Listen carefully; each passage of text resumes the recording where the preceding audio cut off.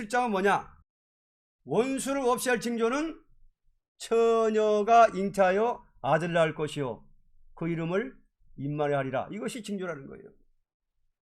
아무리 이렇게 강하게 나오지만 결국은 망한다. 임마누엘을 통해서 저 강한 북방을 쳐 없애하고 평안하라 이른다. 이것이 오늘 말씀입니다.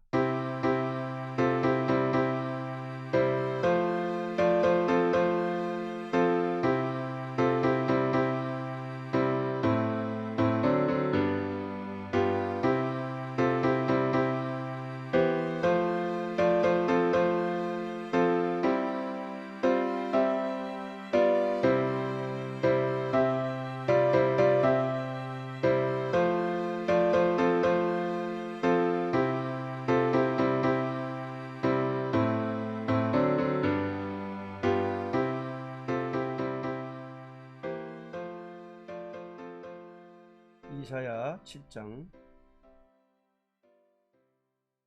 그러므로 주께서 친히 징조로 너에게 주실 것이라. 보라, 처녀가 잉태하여 아들을 낳을 것이요 그 이름을 임마누엘이라 하리라.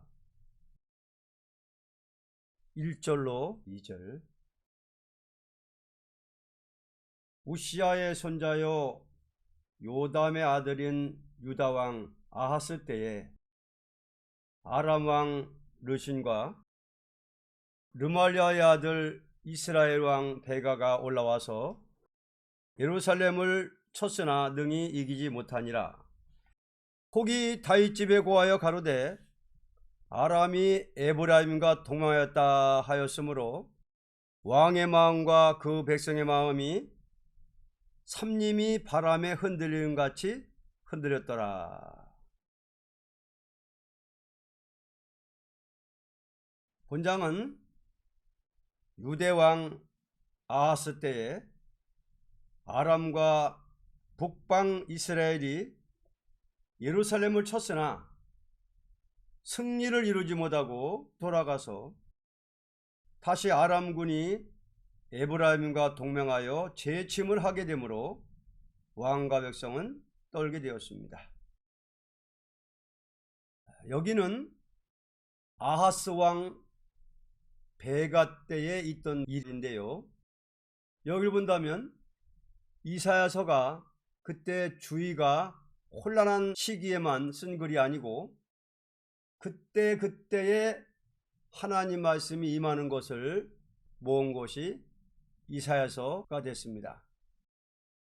아하스 왕은 그렇게 하나님을 공경하는 신앙심이 없습니다. 이방왕과 타협하는 협상적인 왕입니다.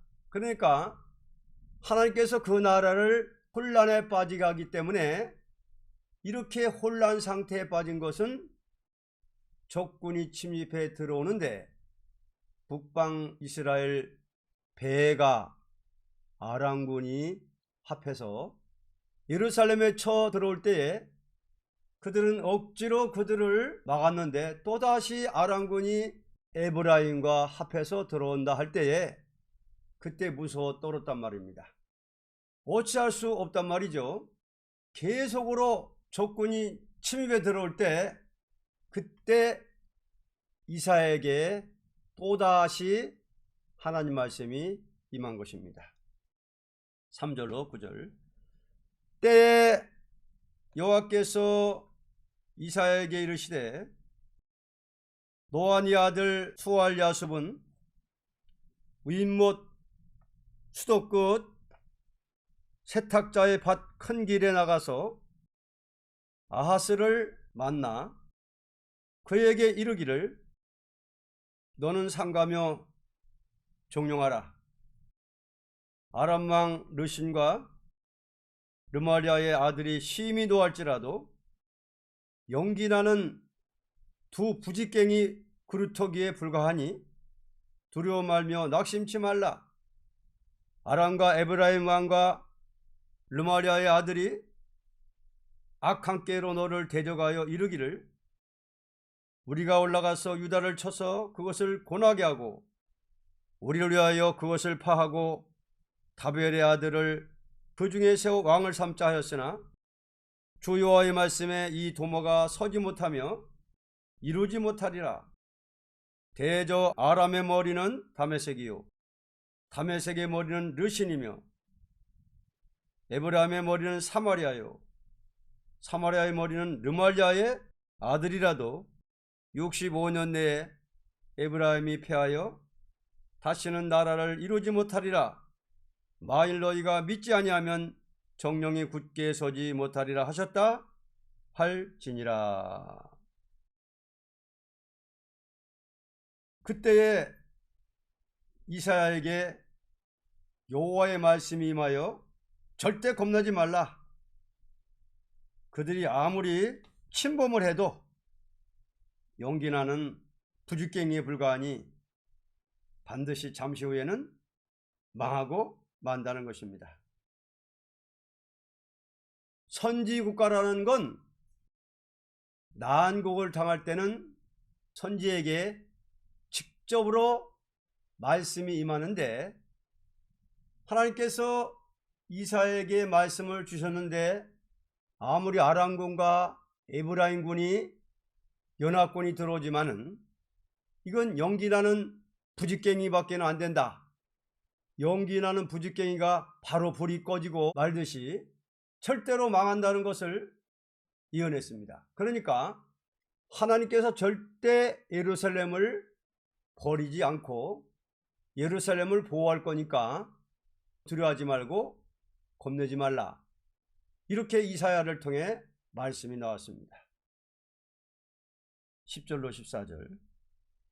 여호와께서 또 아하스에게 일러 가라하되 너는 네 하나님 여호와께 한 징조를 구하되 깊은 데서든지 높은 데서든지 구하라. 아하스가 가로되 나는 구하지 아니하겠나이다. 나는 여호와를 시험치 아니하겠나이다 한지라. 이사야가 가로되 다윗의 집이여 청컨대 들을지어다.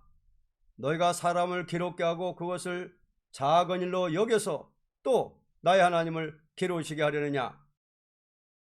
그러므로 주께서 친히 징조로 너에게 주실 것이라. 보라, 처녀가 잉태하여 아들을 낳을 것이요 그 이름을 임마누엘이라 하리라. 그러나 다시 여호와의 말씀이 임하되 다윗의 집에 큰 징조가 있을 것을 아하스에게 구하라고 할 때, 아하스는 이 말을 필요 없다고 할 때에 이사야는 아하스를 책망하고 다시 말씀이 나타날 적에 원수를 없이 할 징조는 처녀가 잉태하여 아들을 낳을 것이요 그 이름을 임마누엘이라 하리라고 하였습니다. 자, 하나님 말씀이 이겁니다. 아무리 이방이 강하지만은 이방 세력이 예루살렘을 둘러싸고 들어오지만은 다윗의 집에 큰 징조가 나타난다. 무슨 징조냐? 다윗 왕국이 세계 통일할 징조가 있다. 그때 아하스는 징조가 무슨 징조냐고 그런 말 하지 말라고, 필요 없다고 이렇게 말할 적에 이사야가 다시 예언할 때에 이제 우리 다윗 왕국에서 처녀가 남편 없이 아이를 낳는데 그 아이는 이름이 임마누엘이다.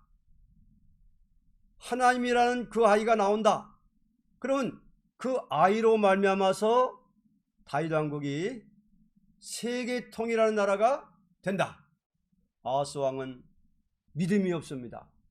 당신이 지금 필요 없다고 그러지만은 당신같이 이렇게 인간의 정치로서 이 나라가 유지할 것이 아니고 하나님께서 처녀가 아이를 낳게 하는 데는 임마누엘 하나님이라.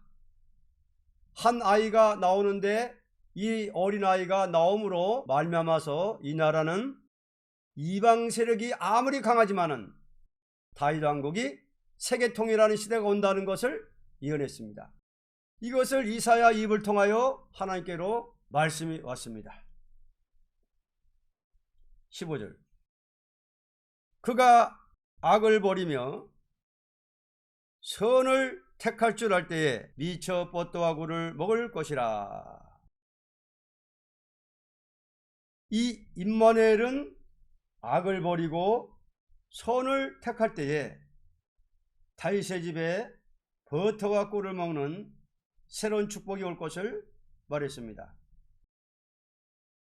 이렇게 한 것은 임마누엘 처녀 몸에서 난 그가 악을 버린다. 악한 세력은 다 버리고 의로운 선한 것만 택해서 새로운 시대가 오는 데는 그때는 버터와 꿀을 먹는 시대가 온다. 젖과 꿀이 흐르는 새 시대가 온다. 그 말입니다. 임마누엘이 나와서 악을 버리고 악한 사람들을 없애버리고 선한 사람들을 택해서 지상에 버터와 꿀을 먹는 그런 시대를 이루어 놓으리라는 말씀이 있다는 것을 여기 말했습니다. 자, 이건 벌써 임마누엘 예수님을 말할 때에 심판과 새 시대를 말했거든요. 임마누엘이 오신 목적은 세상에 악한 자를 없애버리고 선한 자들로 새 시대를 이루라 그런다. 그 말입니다. 자, 임마누엘이 처녀 몸으로 오신 것은 악한 자를 없애버리고 선한 자들로 새 시대를 이루리라. 그 말입니다. 16절로 17절. 대저히 아이가 악을 버리며 선을 택할 줄 알기 전에 너희 미워하는 두 왕의 땅이 패한받으리라. 여호와께서 에브라임이 유다를 떠날 때부터 당하여 보지 못한 나를 너와 네 백성과 네 아비 집에 임하게 하시리니 곧 아수르 왕의 오는 날이니라. 아람과 에브라임은 반드시 망하되 아수르가 내려온다고 하였습니다. 그때 말하기를 지금 아람군과 에브라임군은 망한다. 다 망한다. 망하지만 여기 그날이라는 건 임마누엘이 악을 버리고 선을 택할 때는 그때는 북방 아수르의 강한 세력이 내려온다. 그런 북방 아수르의 강한 세력이 내려오는데 그때 가서 아수르 세력은 망하고 새 시대가 온다. 이렇게 말했습니다. 18절로 22절. 그 날에는 여호와께서 애굽 하수에서 먼 지경의 파리와 아수르 땅의 벌을 부르시리니 다 와서 거친 골짜기와 바위 틈과 가시나무 울타리와 모든 초장에 앉으리라. 그날에는 주께서 하수 저편에서 새 내온 삭도 곧 아수르 왕으로 네 백성의 머리털과 발털을 미실 것이요 수염도 깎으시리라. 그날에는 사람이 한 어린 암소와 두 양을 기르리니 그 내는 젖이 많음으로 버터를 먹을 것이라. 무릇 그 땅 가운데 남아있는 자는 버터와 꿀을 먹으리라. 이 아수르가 내려오는 날은 그 세력이 이스라엘을 다 점령하고 자기 마음대로 하기를 주의 백성의 머리털과 발털 수염까지 깎아갈 삭도같이 강해지되 하나님께서 어린 암소와 양을 기르듯이 그 땅 남은 자로 축복을 받게 한다는 것입니다. 자, 여기서 이상하잖아요. 아수르가 오는데 임마누엘이 나와서 악을 버리고 선을 택할 때가 되면 아수르가 내려온다. 아수르가 내려와서 남방은 애굽이요 북방은 아수르인데 북방 아수르가 벌과 같고 남방 애굽은 파리 같은 그 세력이 들어오는데 이것들이 예루살렘을 막 짓밟고 들어와서 예루살렘을 침투해 들어와서 짓밟을 때에 그때에 임마누엘 그이가 나타나서 새시대가 오는 데는 아무리 북방 아수르가 삭도같이 강해서 인력으로 당할 수가 없는 그런 악한 포악한 세력이 나오는 것이 예를 들면 삭도로 수염을 깎고 발털을 깎고 머리털을 깎듯이 그런 강한 세력을 가지고서 들어오지만은 반드시 적과 꿀이 흐르는 새시대가 온다. 그건 왜냐하면은 임마누엘이 북방 세력을 다 없애하고 새로운 시대가 온다. 그 말입니다. 그러면 이 아수르가 옛날 아수르라면 됩니까? 이게 옛날 아수르가 아닙니다. 미가 선지도 분명히 말하기를 베들레헴에서 나온 그분이 북방 아수르가 우리 궁을 밟고 들어올 때 북방 아수르를 쳐 없애하고 새로운 시대가 온다. 이렇게 말했거든요. 이걸 본다면 옛날 아수르가 아니란 말입니다. 옛날 아수르라면 성경에 맞지를 않습니다. 마지막 심판 때 아수르라. 공산당의 정치가 옛날 아수르와 똑같지요. 아수르 계통이 공산 정치입니다. 그건 왜냐?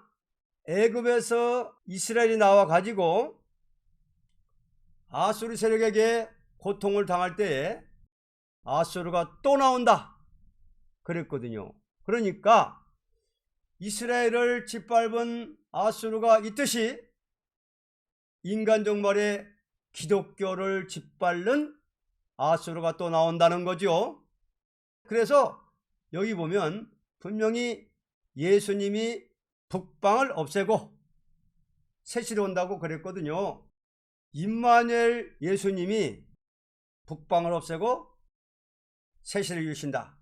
그러면 분명 예수님이 처녀 몸에 잉태해 났으니까 우리가 공산당을 이길 수가 있는 것입니다. 왜냐하면 직접 하시는 것이 아니라 우리를 들어서 북방을 친다고 하셨거든요. 그러니까 이 말씀에 의해서 우리는 공산당을 이길 수가 있는 것입니다. 이날까지는 악을 버리지 않았죠. 악을 버리고 선을 택한다고 그랬는데 이날까지 악을 안 버렸다 그 말이에요. 대뜸 악을 버린다면 새 시대가 이루어집니까?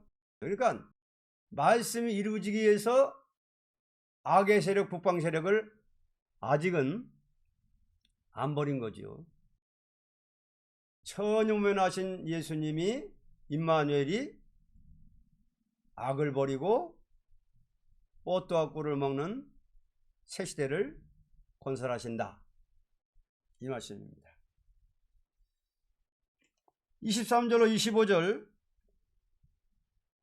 그날에는 천주에 은 1000개의 가치 되는 포도나무 있던 곳마다 진료와 형곡이 날 것이라. 온 땅에 진료와 형곡이 있으므로 살과 har을 가지고 그리로 갈 것이요 보습으로 갈던 산에도 진료와 형곡 까닭에 두려워서 그리로 가지 못할 것이요 그 땅은 소를 놓으며 양의 밟는 곳이 되리라. 이때는 온 땅이 황폐가 되어 사람이 살 수 없는 환란이 올 것을 가르쳤습니다. 악을 버리고 선을 택한다. 악, 황폐한다는 거 아닙니까? 황폐, 아주 세상은 황폐되고 만다 그 말이죠. 임마누엘이 악을 버리고 선을 택할 때 그렇게 황폐화되지만은 거기서 남은 자가 꽃과 꿀을 먹으리라. 남은 자는 누굽니까? 옛날 구약 이스라엘입니까? 말세 우리입니까? 말세종들이죠. 자, 말세종들입니다. 말세 하나님 백성들이란 말입니다. 그래서 말세 하나님 백성들이 남은 자가 돼서 뻗도와 꿀을 먹는 평화의 나라가 온다. 그 말씀입니다. 결론, 이와 같이 아수르를 들어선다는 것은 심판기에 북방 세력이 강하여서 성도의 권세를 박탈시키나 피렁코 임마누엘 역사가 승리함으로 새 시대가 온다는 것을 목적하고 가르친 것입니다. 7장은 원수를 없이 할 징조라는 말씀이었습니다. 심판기에는 강한 이방 세력이 나온다. 강한 이방 세력을 하나님이 허락한다. 계시록에는 붉은 말 탄 자가 큰 칼 들고 나온다. 왜 하나님께서 북방 세력을 강하게 일으키느냐? 몽둥이로 쓰려고 그러신다. 이 몽둥이는 누구를 때리려고? 마지막에 동방에서 역사 일어나서 세계 만민을 깨우칠 때에 눈물의 경고, 심판의 경고, 다시 언의 말씀으로 경고할 때에 아무리 영적 이스라엘이요 백성이라도, 하나님 백성이라도, 피로산 백성이라도 순종치 않는 자들은 이 북방을 들어서 친다는 것이 예정입니다. 하나님 왜 공산정치 악의 세력을 왜 안 버렸느냐? 몽둥이로 들어쓰고 버린다는 거예요. 말 안 듣는 이스라엘, 말 안 듣는 피로산 백성, 마지막에 눈물의 경고 예언의 말씀을 전파하는데 그거를 순종치 않는 자들은 원수의 칼, 북방 아수르의 칼에 망한다. 이게 이사야 1장이요 10장입니다. 그렇기 때문에 원수를 없앨 징조는 나타났는데 왜 원수를 아직 안 없애느냐? 하나님이 하실 일을 다 하시고서는 없애버리는 거예요. 북방을 들어서 부패한 이스라엘을 치고 거룩한 임마진 종들을 들어서 북방 세력을 치고 평안하러 온다. 이게 이사야 전체입니다. 계시록과 선지서 전체입니다. 그래서 7장은 뭐냐? 원수를 없애할 징조는 처녀가 잉태하여 아들 낳을 것이요 그 이름을 임마누엘 하리라. 이것이 징조라는 거예요.